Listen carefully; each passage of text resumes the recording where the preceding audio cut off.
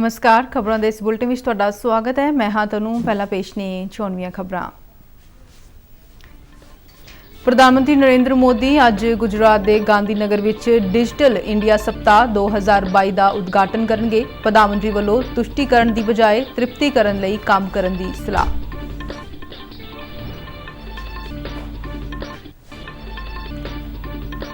अमित शाह ने गुजरात दंगिਆਂ उत्ते supreme court के फैसले ਨੂੰ इतिहासक दस्सिया। केंद्रीय गृह मंत्री ने कहा कि नरेंद्र मोदी की अगवाई विच देश की बाहरी और अंदरूनी सुरक्षा मजबूत हुई है।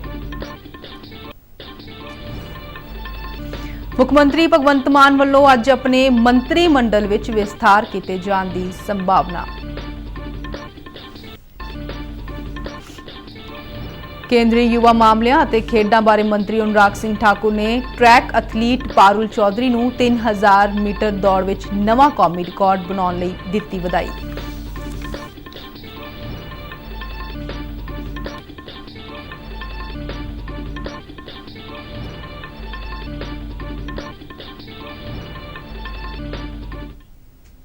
ते हुण खबरां विस्तार नाल। प्रधानमंत्री नरेंद्र मोदी अज गुजरात के गांधीनगर में डिजिटल इंडिया वीक 2022 का उद्घाटन करेंगे। प्रोग्राम के दौरान वह तकनोलॉजी की पहुंच योग्यता बढ़ाना, जीवन की सोख को यकीनी बनाने लई सेवा प्रदान करने को सुचारू बनाने और स्टार्टअप्स को हुलारा देने के उद्देश्य नाल कई डिजिटल पहलकदमियां की शुरुआत करेगा। डिजिटल इंडिया वीक का थीम न्यू इंडिया स्टैचर्ड नूं उत्प्रेरित करना है। प्रधानमंत्री Modi digital India Bhashini launch करेंगे जो वॉइस आधारित पहुंच समेत भारतीय भाषाओं में इंटरनेट और डिजिटल सेवाओं तक आसान पहुंच नूं समर्थ बनाएगा और भारतीय भाषाओं में समग्री बनाने में मदद करेगा। इस योजना लई कुल 750 करोड़ रुपए रखे गए हैं। प्रधानमंत्री भारत के टीयर 2 और टीयर 3 शहरों में सफल स्टार्टअप्स नूं खोजन, समर्थन देन, विकास करन और सफल बनाने लई डिजिटल इंडिया जेनेसिस एक राष्ट्रीय डीप टैक स्टार्टअप प्लेटफॉर्म भी लॉन्च करेंगे। इस योजना लिए कुल 750 करोड़ का खर्चा रखा गया है। प्रधानमंत्री इंडिया स्टैक अधीन लागू किए जा रहे डिजिटल हैल्थ मिशन, आधार, यूपीआई, डिजी लॉकर, कोविन टीकाकरण प्लेटफॉर्म, सरकारी ई मार्केट पैलेस, दीक्षा प्लेटफॉर्म और आयुष्मान भारत वर्गे वड्डे प्रोजेक्टां लई एक साझा प्लेटफॉर्म भी लॉन्च करेंगे। भारतीय जनता पार्टी दे 2 दिना कौमी कार्यकारिणी कमेटी की बैठक कल हैदराबाद में मुकम्मल हुई। मीटिंग की समाप्ति मौके बोलदियां भाजपा के सीनियर आगू और प्रधानमंत्री नरेंद्र मोदी ने पार्टी आगुआं और काडरां नूं मुड़ उभरन वाले भारत के सुपने नूं पूरा करने लई यतनशील होने का सदा दिता। मीटिंग तो बाद मीडिया नाल गलबात करदियां भाजपा के सीनियर आगू रविशंकर प्रसाद ने प्रधानमंत्री वालों अपने भाषण में उठाए ਵੱਖ-ਵੱਖ नुकतिਆਂ का जिक्र किया।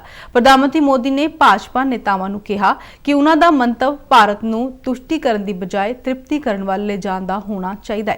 प्रधानमंत्री ने पार्टी नेतावां नूं लोकपक्षी और चंगे प्रशासन के रवैये नाल भाजपा के खेतर में लियाउण लई देश में विशाल विभिन्नता नूं वरतण लई कहा। भाजपा नेता ने कहा कि प्रधानमंत्री ने कई चुनौतियों का सामना करने के बावजूद राजनीति में सेवा करने के दृढ़ इरादे लई खास तौर पर तेलंगाना, पश्चिमी बंगाल और केरला राज्यों के भारतीय वर्करां की शलाघा की। रविशंकर प्रसाद ने कहा कि केंद्र और राज्यों में भाजपा सरकारां वालों औरतां दे सशक्तिकरण के यत्नां का जिक्र करदिआं प्रधानमंत्री ने कहा कि औरतां ने वार-वार चोणां विच पार्टी नूं समर्थन जाहिर किया है और इस नूं उन्हां दी भलाई लई काम करना जारी रखना चाहिए है। प्रधानमंत्री जी ने एक बात और कही कि आज जब हम तेलंगाना में हैं तो बीजेपी बहुत जगह आगे बढ़ी है। बीजेपी को उसके काम, उसके गवर्नेंस के कारण, उसकी ईमानदारी के कारण बहुत जनता का आशीर्वाद मिलता है। लेकिन कई ऐसे प्रधानमंत्री नरेंद्र मोदी ने तेज विकास और जीवन की सोख नूं यकीनी बनाने लई डबल इंजन वाली सरकार उत्ते जोर दिता है। उन्होंने तेलंगाना के लोगों को भरोसा दिवाया कि केंद्र सरकार समाज के सारे वर्गों के जीवन में सकारात्मक तब्दीली लियाउण लई हर संभव यतन कर रही है। सिकंदराबाद के परेड ग्राउंड तो तेलंगाना के लोगों को संबोधन करदिआं उन्होंने कहा कि कई सूबों ने साबित कर दिता है कि डबल इंजन वाली सरकार बेहतर सेवावां प्रदान कर सकती है। उन्होंने कहा कि तेलंगाना का सर्वपक्षी विकास केंद्र सरकार की प्रमुख तरजीह है। ਪ੍ਰਧਾਨ ਮੰਤਰੀ ਮੋਦੀ ਨੇ ਕਿਹਾ ਕਿ ਕੇਂਦਰ ਸਰਕਾਰ ਵਿਕਾਸ ਨੂੰ ਤੇਜ਼ ਕਰ ਰਹੀ ਹੈ। ਉਹਨਾਂ ਭਰੋਸਾ ਦਿੱਤਾ ਕਿ ਹਰ ਪਿੰਡ ਅਤੇ ਕਸਬੇ ਨੂੰ ਸੜਕੀ ਸੰਪਰਕ ਮੁਹੱਈਆ ਕਰਵਾਇਆ ਜਾਵੇਗਾ ਅਤੇ ਖੇਤਰੀ ਰਿੰਗ ਰੋਡ ਜਲਦੀ ਹੀ ਬਣ ਜਾਵੇਗੀ। ਜਨ ਸਭਾ ਵਿੱਚ ਵੱਡੀ ਗਿਣਤੀ ਵਿੱਚ ਲੋਕਾਂ ਨੇ ਸ਼ਮੂਲੀਅਤ ਕੀਤੀ। भारतीय जनता पार्टी की पहली प्राथमिकताओं में से एक है सबका साथ, सबका विकास, सबका विश्वास और सबका प्रयास के मंत्र पर चलते हुए हम तेलंगाना के विकास पर निरंतर प्रयास कर रहे हैं। ਕੇਂਦਰੀ ਗ੍ਰਹਿ ਮੰਤਰੀ ਅਮਿਤ ਸ਼ਾਹ ਨੇ ਗੁਜਰਾਤ ਦੰਗਿਆਂ ਤੇ ਸੁਪਰੀਮ ਕੋਰਟ ਦੇ ਫੈਸਲੇ ਨੂੰ ਇਤਿਹਾਸਕ ਦੱਸਿਆ ਹੈ। ਉਹਨਾਂ ਕਿਹਾ ਕਿ ਸਵਰ ਉੱਚ ਅਦਾਲਤ ਨੇ ਸਾਰੇ ਦੋਸ਼ਾਂ ਨੂੰ ਝੂਠਾ ਕਰਾਰ ਦਿੱਤਾ ਹੈ ਅਤੇ ਇਹਨਾਂ ਦੰਗਿਆਂ ਨੂੰ ਸਿਆਸਤ ਤੋਂ ਪ੍ਰੇਰਿਤ ਦੱਸਿਆ ਹੈ। ਅਸਾਮ ਦੇ ਮੁੱਖ ਮੰਤਰੀ ਹੇਮੰਤ ਬਿਸਵਾ ਸ਼ਰਮਾ ਨੇ ਪੱਤਰਕਾਰ ਨੂੰ ਦੱਸਿਆ ਕਿ ਕੌਮੀ ਕਾਰਜਕਾਰਨੀ ਦੀ ਮੀਟਿੰਗ ਦੌਰਾਨ ਅਮਿਤ ਸ਼ਾਹ ਨੇ ਕਿਹਾ ਕਿ ਇਸ ਸਮੇਂ ਵਿਰੋਧੀ ਧਿਰ ਕਈ ਫਾੜ ਹੈ। ਉਹਨਾਂ ਕਿਹਾ ਕਿ ਆਉਣ ਵਾਲੇ 30-40 ਸਾਲ ਭਾਜਪਾ ਦੇ ਹੋਣਗੇ ਅਤੇ ਭਾਰਤ ਵਿਸ਼ਵ ਗੁਰੂ ਬਣੇਗਾ।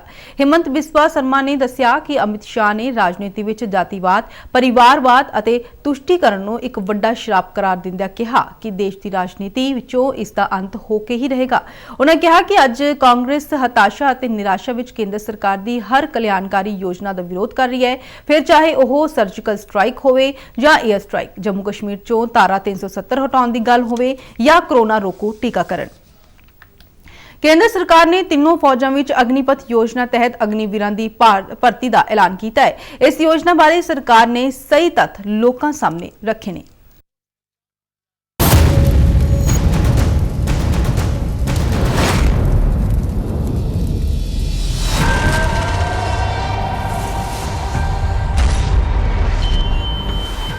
ਰਾਸ਼ਟਰ ਸਭ ਤੋਂ ਉੱਪਰ, ਦੇਸ਼ ਨਾਲ ਹੀ ਹੋਵੇ ਜਿਸ ਦੀ ਪਛਾਣ। ਖਤਰਿਆਂ ਨਾਲ ਅੱਖਾਂ ਮਿਲਾਉਣ ਦਾ ਜਨੂਨ, ਇਸ ਤਰ੍ਹਾਂ ਦੇ ਨੇ ਭਾਰਤ ਦੇ ਵੀਰ ਜਵਾਨ।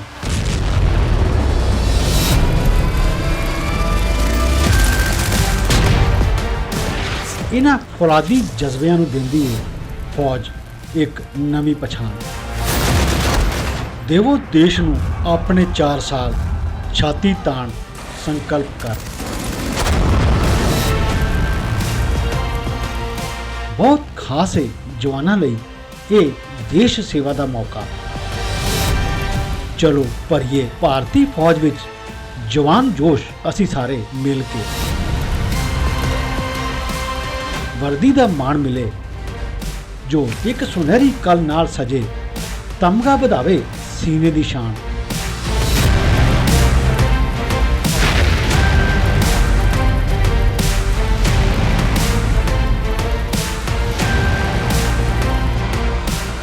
ਬਹਾਦਰ ਯੋਧੇ ਸਾਡੇ ਭਰਨ ਆਤਮ ਨਿਰਭਰਤਾ ਦੀ ਉਡਾਨ।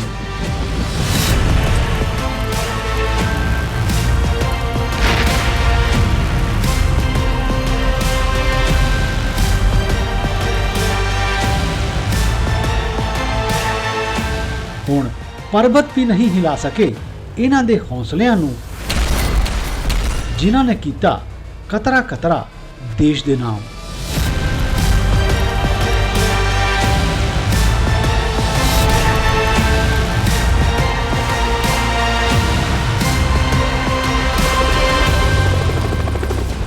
ਬਣੋ ਭਾਰਤ ਦੇ ਅਗਨੀਵੀਰ, ਅਗਨੀਵੀਰ ਬਣੋ। ਮਹਾਰਾਸ਼ਟਰ ਵਿੱਚ ਨਵੇਂ ਚੁਣੇ ਗਏ ਮੁੱਖ ਮੰਤਰੀ ਏਕਨਾਥ ਸ਼ਿੰਦੇ ਦੀ ਅਗਵਾਈ ਵਿੱਚ ਭਾਜਪਾ ਸਮਰਥਨ ਲਈ ਬਣੀ ਨਵੀਂ ਸਰਕਾਰ ਅੱਜ ਵਿਸ਼ੇਸ਼ ਇਜਲਾਸ ਦੇ ਦੂਜੇ ਦਿਨ ਸਦਨ ਵਿੱਚ ਬਹੁਮਤ ਸਾਬਤ ਕਰੇਗੀ। ਮਹਾਰਾਸ਼ਟਰ ਦੀ ਸ਼ਿੰਦੇ ਫੜਨਵੀਸ ਸਰਕਾਰ ਨੇ ਕੱਲ ਆਪਣੀ ਪਹਿਲੀ ਪ੍ਰੀਖਿਆ ਪਾਸ ਕੀਤੀ। ਸਪੀਕਰ ਦੇ ਅਹੁਦੇ ਲਈ ਹੋਈ ਚੋਣ ਵਿੱਚ ਭਾਜਪਾ ਵਿਧਾਇਕ ਰਾਹੁਲ ਨਾਰਵੇਕਰ ਨੂੰ ਜੇਤੂ ਕਰਾਰ ਦਿੱਤਾ ਗਿਆ। ਉਹਨਾਂ ਨੇ ਮਹਾ ਵਿਕਾਸ ਅਗਾੜੀ ਦੇ ਰਾਜਨ ਸਾਲਵੀ ਨੂੰ 57 ਵੋਟਾਂ ਨਾਲ ਹਰਾਇਆ। ਨਾਰਵੇਕਰ ਨੂੰ 164 ਵੋਟਾਂ ਮਿਲੀਆਂ। ਰਾਜ ਵਿਧਾਨ ਸਭਾ ਦੀ ਪ੍ਰਭਾਵੀ ਤਾਕਤ 287 ਹੈ। ਇਹ ਵਿਸ਼ੇਸ਼ ਇਜਲਾਸ ਕੱਲ ਡਿਪਟੀ ਸਪੀਕਰ ਨਰਹਰੀ ਚਿਰਵਾਲ ਦੀ ਪ੍ਰਧਾਨਗੀ ਹੇਠ ਸ਼ੁਰੂ ਹੋਇਆ। ਭਾਜਪਾ ਮੈਂਬਰ ਚੰद्रकांत ਪਾਟਿਲ ਨੇ ਰਾਹੁਲ ਨਾਰਵੇਕਰ ਦੇ ਨਾਂ ਦਾ ਪ੍ਰਸਤਾਵ ਰੱਖਿਆ। ਇਸ ਨੂੰ ਸਾਬਕਾ ਮੰਤਰੀ ਗਿਰੀਸ਼ ਮਹਾਜਨ ਦੀ ਪ੍ਰਵਾਨਗੀ ਦਿੱਤੀ। ਇਸ ਤੋਂ ਬਾਅਦ ਕਾਂਗਰਸ ਦੇ ਚੇਤਨ ਤੂਪੇ ਨੇ ਰਾਜਨ ਸਾਲਵੀ ਦੇ ਨਾਂ ਦਾ ਪ੍ਰਸਤਾਵ ਰੱਖਿਆ ਅਤੇ ਇਸ ਨੂੰ ਸੰਗਰਾਮ ਥੋਪਟੇ ਦੇ ਮਨਜ਼ੂਰ ਕੀਤਾ। ਵੋਟਾਂ ਦੀ ਪ੍ਰਕਿਰਿਆ ਦੌਰਾਨ 3 ਮੈਂਬਰ ਨਿਰਪੱਖ ਰਹੇ। ਵੋਟਾਂ ਦੀ ਗਿਣਤੀ ਤੋਂ ਬਾਅਦ ਚੀਰਵਾਲ ਨੇ ਨਾਰਵੇਕਰ ਨੂੰ ਜੇਤੂ ਐਲਾਨ ਦਿੱਤਾ। ਮੁੱਖ ਮੰਤਰੀ ਏਕਨਾਥ ਸ਼ਿੰਦੇ ਅਤੇ ਉਪ ਮੁੱਖ ਮੰਤਰੀ ਦੇਵੇਂਦਰ ਫੜਨਵੀਸ ਨੇ ਨਾਰਵੇਕਰ ਨੂੰ ਵਧਾਈ ਦਿੱਤੀ।